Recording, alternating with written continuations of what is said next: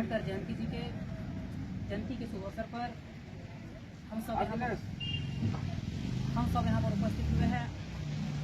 हम जानते हैं कि हमारा देश विश्व का सबसे बड़ा प्रजातांत्रिक देश है। पूरे देश को जिस नियम और कानून के तहत हम लोग चलाते हैं तो डॉक्टर भीमराव अम्बेडकर ही इस संविधान को लिखे हुए हैं।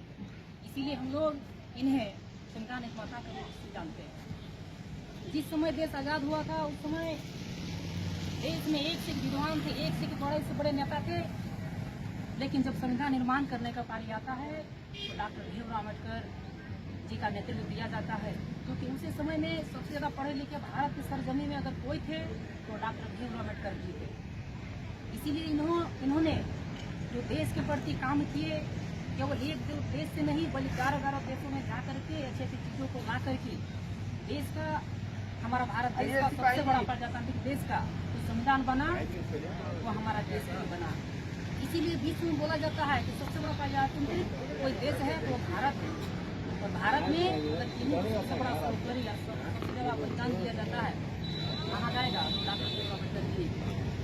जब भीमराव अम्बेडकर जी छोटे थे, पढ़ाई में इनकी स्कूल चला करते थे, इनको पिताजी एडमिशन करवाने के लिए वहाँ से इनको निकाल दिया जाता था। कारण इन्होंने महार जाति में जन्म लिए थे और उसमें जाति पाति इतना ज़्यादा बढ़ा हुआ था कि लोग नहीं चाहते थे कि मल्हार का बच्चा जा करके किसी स्कूल में पढ़ाई करे और शिक्षा ग्रहण करे।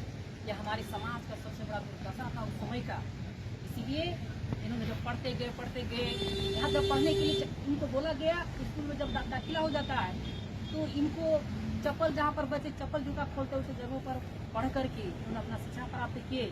और जब इनके एक समय की बात है जब इनको शिक्षक लोग पूछते हैं कि अब तुम तो मल्हार जात का, तुम पढ़ लिख करके क्या करेगा, तो इन्होंने बताते हैं कि मैं पढ़ लिख करके एक कानून बनाऊंगा और उस कानून को पूरे भारतवर्ष को मानना पड़ेगा। और सरासर सत्य हो गया कि जब भारत आज़ाद हो गया उस समय इन्हीं को संविधान बनाने के लिए निर्देश दिया जाता है।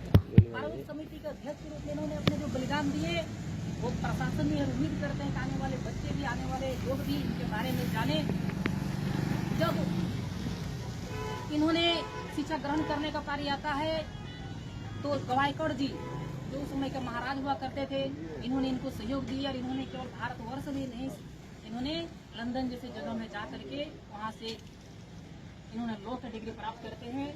फिर इन्होंने अमेरिका जैसे जगहों में जा करके वहाँ पर इन्होंने PhD का डिग्री प्राप्त करते हैं। ऐसे डिग्री प्राप्त करके जब देश की भागदौड़ अपने हाथों में लेते हैं